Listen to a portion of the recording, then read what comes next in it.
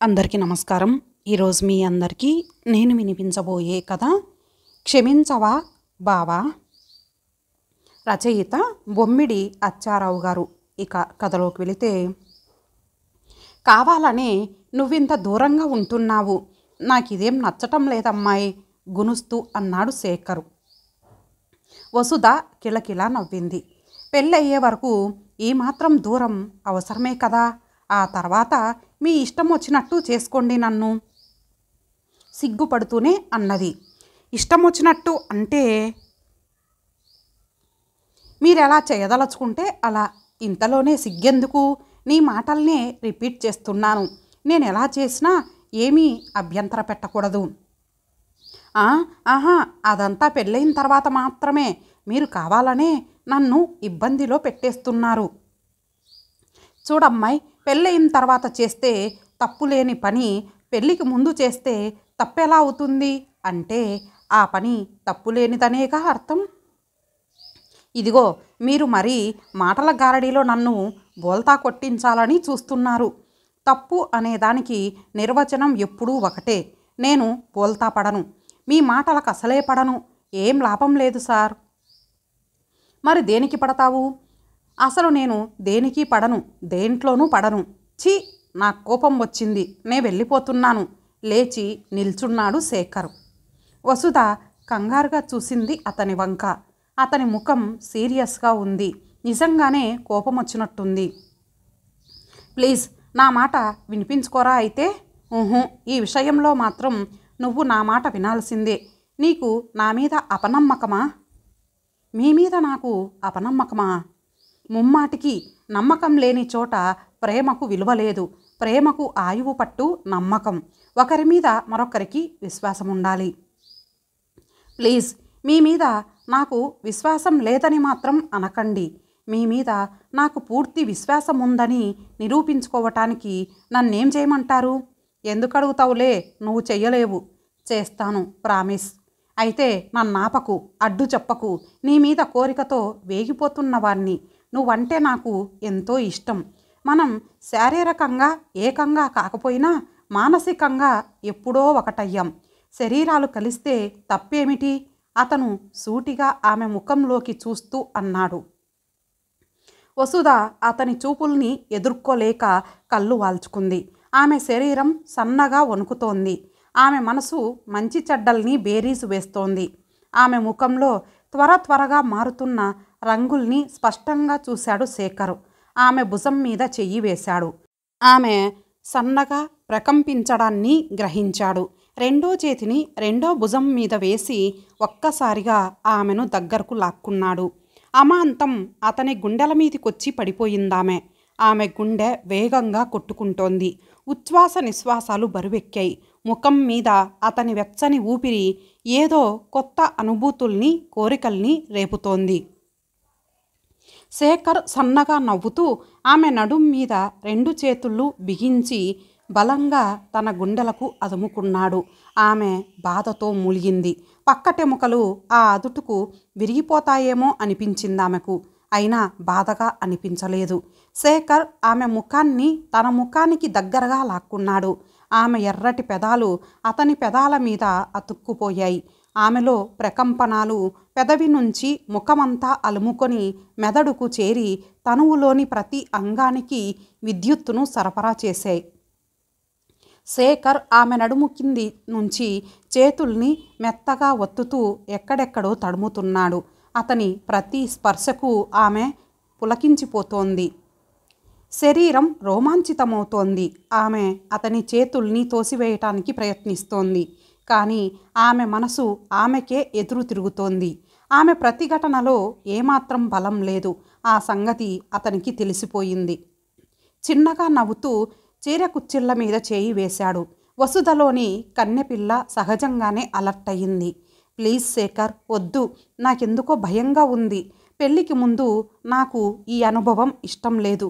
వసుధ పెదాలు మాత్రమే ఈ పలుకుల్ని ఉచ్చరిస్తున్నాయి. కానీ ఆమె శరీరంలోని ప్రతి అణువు అతని పరిష్వంగాన్ని కోరుతోంది. అతనిలో ఐక్యమైపోవాలని ఆరాటపడుతోంది. శేఖర్ మరి కాస్త ముందుకు వెళ్ళాడు. ఆమె శరీరంలోని మెత్తని భాగాల్ని అతని బలమైన చేతులు అదుముతున్నాయి. ఎక్కడెక్కడో తాకకూడని చోట అతని శరీరం తనని తాకుతూ ఉరుసుకుంటూ ఉంటే ఆమె సర్వం మరచిపోయింది. మరికొద్ది క్షణాల్లో ఆమె సర్వస్వం అతని మగతనానికి అర్పితమైపోయి ఉండేది. ఆమె కన్యత్వం పెళ్లికి ముందే భగ్నమైపోయి ఉండేది. అయితే సరిగ్గా అప్పుడే ఎక్కడి నుంచో టార్చిలైట్ వెలుతురు వారి మీద పడింది. ముందుగా ఉలిక్కిపడి అలర్ట్ అయ్యింది వసుదే. తన ప్రయత్నం విఫలమైపోయినందుకు విపరీతమైన ఆశాభంగంతోనూ అసహనంతోనూ టార్చిలైటు వెలుతురుకు చేతినడ్డం పెట్టుకుని దుస్తుల్ని సరిచేసుకున్నాడు శేఖర్. వసుధ సిగ్గుతో సగం చచ్చిపోయి అస్తవ్యస్తంగా తొలగిపోయిన గుడ్డల్ని అరకొరగా చుట్టేసుకుంది. టార్చీ తాలూకు వ్యక్తి దగ్గరకొచ్చి, ఎవరు మీరు? ఇంత రాత్రి వరకు పబ్లిక్ పార్కులో ఉండకూడదని తెలీదా? ఏమిటి మీరు చేస్తున్న పని అని గద్దించాడు. అరే కబుర్లు చెప్పుకోవటంలో పడిపోయి చీకటి పడిపోయిన సంగతే గుర్తులేదు. మీరు వాచ్మెనా? Sorry brother. శేఖర్ ముఖాన నవ్వులు ముక్కుంటూ లేచి నిల్చున్నాడు. వసుధ అప్పటికే లేచి 4 అడుగులు అటుకేసి నిల్చున్నది. కబుర్లు చెప్పుకుంటున్నారో ఏం చేస్తున్నారో తెలియని మూర్ఖుణ్ణి కాదు. పోలీసులకు అప్పచెప్పమంటారా? హుంకరించాడతను. వద్దు వద్దు, వెళ్ళిపోతాం. హడావిడిగా వసుధను కూడా పట్టించుకోనంత వేగంగా బయటకు నడిచాడు శేఖర్. వసుధ ప్రాణం చచ్చిపోయింది. ఓ పక్క గుడ్డలు పూర్తిగా కట్టుకోలేదు. ఈ స్థితిలో రోడ్డు మీదికి ఎలా వెళ్ళటం? వసుధ ఓ క్షణం ఆగి కుచ్చిళ్ళు పోసుకొని చీర సరిగా కట్టుకుంది. అంతవరకు శరీరంలో పుట్టిన వేడి సెగలు చప్పగా చల్లారిపోయాయి. తను ఎంత ఘోర తప్పిదం చేయబోయిందో, ఎలా తప్పించుకోగలిగిందో గ్రహింపుకు వచ్చేసరికి భయంతో వణికిపోయింది. శేఖర్ అంటూ పక్కకు తిరిగింది. నువ్వెళ్ళు వసుదా, నాకు పోలీసులంటే చచ్చేంత భయం. రేపు ఇందిరా పార్కులో కలుసుకుందాం. ఇక్కడొద్దు. రేపు సాయంత్రం 5 గంటలకు, సరేనా? బై అంటూ అప్పుడే ఆగిన బస్సు ఎక్కి వెళ్ళిపోయాడు. వెళ్ళిపోయాడా అన్న మాట పక్క నుంచి వినిపించి త్రుళ్ళిపడి చూసింది వసుధ. ప్రదీప్ నవ్వుతూ చూస్తున్నాడు ఆమెను. నువ్వు ఈవేళప్పుడు ఇక్కడున్నావేంటి? గొంతు తడబడింది. తనని తానోసారి కంగారుగా పరీక్షించుకుంది. జుట్టు బాగా చెదిరిపోయింది. గుడ్డలు కూడా బాగా నలిగిపోయాయి. ఇసుక, ఎండుటాకులు చీరకు అక్కడక్కడ అతుక్కొని ఉన్నాయి.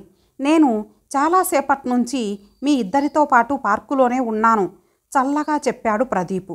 పక్కలో బాంబు పడ్డట్టు అదిరిపడింది వసుధ. మరి నన్ను పలకరించలేదేం అని అడిగింది భయంగానే. నువ్వు పలకరించే స్థితిలో లేవని నవ్వాడతను. బావా, నాన్నతో చెప్పవు కదూ బతిమాలుతున్నట్లు అన్నది వసుధ. దేని గురించి? వసుధ తత్తరపాటుతో చూసింది అతని వంక. శేఖర్ గురించి నీకో సంగతి చెప్పాలి వసు. ఏమిటన్నట్టు చూసింది. అతను నిన్ను పెళ్లి చేసుకోవటానికి సిద్ధంగా లేడు. ఎందుకలా అనుకుంటున్నావు? అతను ఇదివరలో నీలాగే 2 అమ్మాయిల్ని నమ్మించి అవసరం తీర్చుకొని వదిలేశాడు. వాళ్ళలో ఓ అమ్మాయి ఆత్మహత్య చేసుకుంది. మరో అమ్మాయి ఊరు వదిలి పారిపోయింది. బావా, వసుధ గొంతు వణికింది. నేను జలసీతోనో నీ మీద కోపంతోనో ఈ మాట చెప్పటం లేదు వసు. నేను అనుక్షణం అతన్ని వెంటాడి నీడలా సంచరించి సేకరించిన నిజాలు. అతనికి ఉద్యోగం కూడా లేదు. పెద్ద ఆఫీసర్నని నీతో అబద్ధమాడి నిన్ను ఆకర్షించాడు. నీలో కోరికలు రేపాడు. నిన్ను పెళ్లి చేసుకుంటానని ఆశ చూపి తన అవసరం గడుపుకోవాలని చూస్తున్నాడు. లేదు, అతను అలాంటి వాడు కాదు. శేఖర్ చాలా నిజాయితీపరుడు. నేనంటే ప్రాణం పెడతాడు. నా మీద ఎనలేని ప్రేమ. ఓకే, నీ మనసు నిండా అతను ఆక్రమించుకొని ఉండగా నేనేం చెప్పినా నీకు వినపడదు, నచ్చదు. ఆల్ రైట్, నిలకడ మీద నిజం నీకే తెలుస్తుంది. బస్సు వచ్చి ఆగింది. ఇద్దరూ ఎక్కారు. పరశురామయ్యకు వసుధ ఒక్కగానొక్క కూతురు. విఎస్సి సెకండ్ ఇయర్ చదువుతోంది. ప్రదీపు ఆయన చెల్లెలు కొడుకు. ఎంఎస్సి పాస్ అయి కాంపిటేటివ్ పరీక్షలకు ప్రిపేర్ అవుతున్నాడు. అమ్మా నాన్న ఇద్దరూ ఒకేసారి యాక్సిడెంట్లో పోవటంతో మామయ్య ఇంట్లోనే ఉంటూ చదువు పూర్తి చేసుకున్నాడు. మేనల్లుణ్ణి ఇంటల్లుడుగా చేసుకోవాలనే కోరికతో ఉన్నాడు పరశురామయ్య. అయితే వసుధకు మాత్రం గతి లేక ఇంట్లో ఉన్నాడనే చులకన భావం ఉంది ప్రదీపు పట్ల. వసుధ పట్ల ప్రేమ అభిమానాలు ఉన్నా బయట పెట్టడు ప్రదీపు. ఆమెకు తనంటే ఇష్టం లేదని తెలిసాక తన మనసును ఎప్పటికీ బయట పెట్టకూడదు అనుకున్నాడు.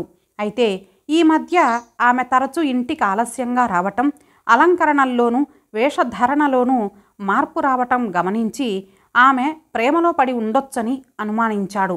ఆమెను రహస్యంగా అనుసరించి ఆమె శేఖర్తో చనువుగా తిరగడాన్ని చూసి శేఖర్ గురించి వాకప్ చేశాడు. అతనికి నీతి నియమాలు లేవని, గాలికి తిరిగే రకమని, ఆడపిల్లల వేటగాడని త్వరలోనే ప్రదీప్కి తెలిసిపోయింది. ఆ రోజు నుంచి అతన్ని, వసుధను నీడలా అనుసరిస్తూనే ఉన్నాడు ప్రదీపు. ఆ రాత్రంతా ప్రదీపు మాటలు వసుధ చెవుల్లో గింగురుమంటూనే ఉన్నాయి. నిజంగా శేఖర్ నమ్మక ద్రోహం చేసే వ్యక్తేనా? లేనిదే ప్రదీప్ ఎందుకలా చెబుతాడు? అతని పట్ల తనకిష్టం లేకపోయినా ప్రదీప్ అంటే ద్వేషం మాత్రం లేదు. ఈ మధ్య అతని నిజాయితీని, సిన్సియారిటీని మనసులోనే అభినందిస్తోంది కూడా.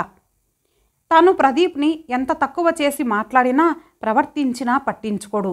పరశురామయ్య ఎప్పుడైనా వసుధను మందలించబోతే ప్రదీపు ఆమె పక్షాన మాట్లాడి మామయ్యను మరో మాట అననిచ్చేవాడు కాదు.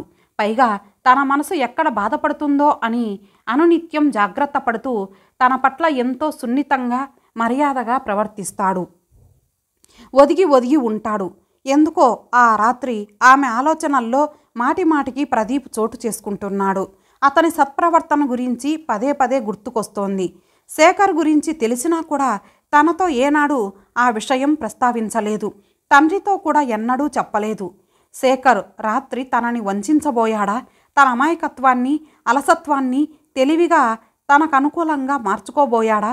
సమయానికి ఆ వాచ్మెన్ రాకపోయి ఉంటే తను కన్యత్వం కోల్పోయి పూర్తిగా శేఖర్ మీదనే ఆధారపడి పెళ్లి చేసుకోమని అతన్ని దేవురించుకునే పరిస్థితిలో ఉండేది. అంతా అయ్యాక అతను కాదంటే తన గతి ఏమయ్యేది? కానీ శేఖర్ అలా మోసగించే రకం కాదని తన మనసు పదే పదే చెబుతోంది. అతన్ని తను ఎంతగానో ప్రేమించింది, ఆరాధించింది. అందుకే అతను గట్టిగా పట్టుబట్టి తనని దగ్గరగా తీసుకొని మైనం ముద్దగా చేసేసి అనుభవించబోతున్నా అభ్యంతరం చెప్పలేకపోయిందంటే అంతరాంతరాల్లో అతని మీద తనకున్న అనురాగాలేనని చెప్పక తప్పదు. అతని ప్రేమలో ద్రోహచింతన ఉందా? ఏమైనా సరే మర్నాడు పెళ్లి విషయం శేఖర్తో తేల్చేసుకోవాలి. అతను తనని నిజంగా ప్రేమిస్తున్నాడో లేదో తేలిపోతుంది. ఎప్పుడో తెల్లవారుజామున నిద్రలోకి జారింది. మర్నాడు మామూలుగానే కాలేజీకి వెళ్ళిపోయింది. ఎప్పుడు సాయంత్రం అవుతుందా అని ఉగ్గబట్టుకొని క్లాసులో నిమిషాల్ని గంటలుగా గడిపింది. తర్వాత 4 గంటలకి ముందే కాలేజీ నుంచి బయటపడి బస్సు పట్టుకొని ఇందిరా పార్కు చేరుకుంది. ఆమె కోసమే ఎదురు చూస్తున్న శేఖర్ ఎదురొచ్చి ఆప్యాయంగా ఆమెను రిసీవ్ చేసుకున్నాడు. మరుగ్గా ఉన్న పొదరింటి దగ్గరకు తీసుకెళ్లాడు. ఇంకా పార్కుకి జనం రావటం మొదలు కాలేదు. వాట్ డియర్, నిన్న రాత్రి స్వర్గానికి అంగుళం దూరంలో ఉండగా ఆ వాచ్మెన్ యముడిలా అడ్డొచ్చాడు. ఈరోజు ఏమైనా సరే మనం మిస్ కాకూడదు. ఇక్కడొద్దులే, మంచి హోటల్లో రూమ్ బుక్ చేశాను, పోదాం పదా. ఆమె భుజం మీద చేతులు వేసి లాలనగా అన్నాడు శేఖరు. అతని చేతుల్ని మృదువుగా తోసేసి, ముందు మన పెళ్లి సంగతి తేల్చండి. మా నాన్నగారికి ఈరోజే మిమ్మల్ని పరిచయం చేస్తాను, రండి. ఆయన నా మాట కాదనరు. మన పెళ్లికి వెంటనే ముహూర్తం పెట్టిస్తా అన్నది వసుధ అతని ముఖంలోకి సూటిగా చూస్తూ. శేఖర్ తడబడి, ఇప్పుడేనా?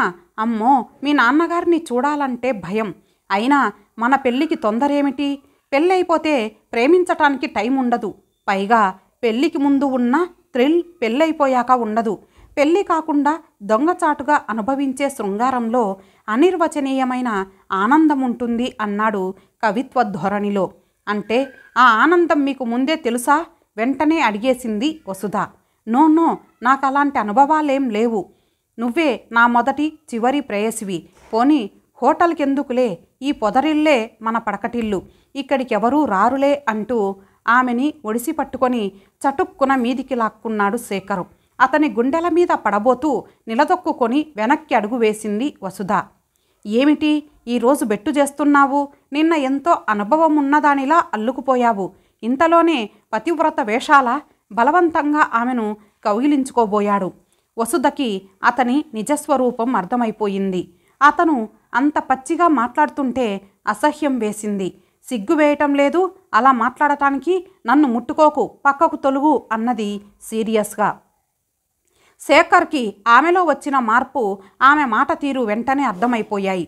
ఓహో, ఎదురు తిరుగుతున్నావే, నిన్ను తేలిగ్గా వదులుతాననుకున్నావా? వాచ్మెన్కి ముందుగానే డబ్బులు కొట్టించాను. మన వైపు రమ్మన్నా రాడు. నీ పని పూర్తి చేసి కానీ నిన్ను వదలను. ఆమెను అమాంతం ఒడిసి పట్టుకొని తటాలున నేల మీద పరుండబెట్టేశాడు. వసుధ పెనుగులాడింది. గుప్పెళ్లతో అతన్ని మోదింది, కేకలు వేసింది. అయినా శేఖర్ తన ఉడుం పట్టు మరింత బిగించాడే కానీ వదల్లేదు.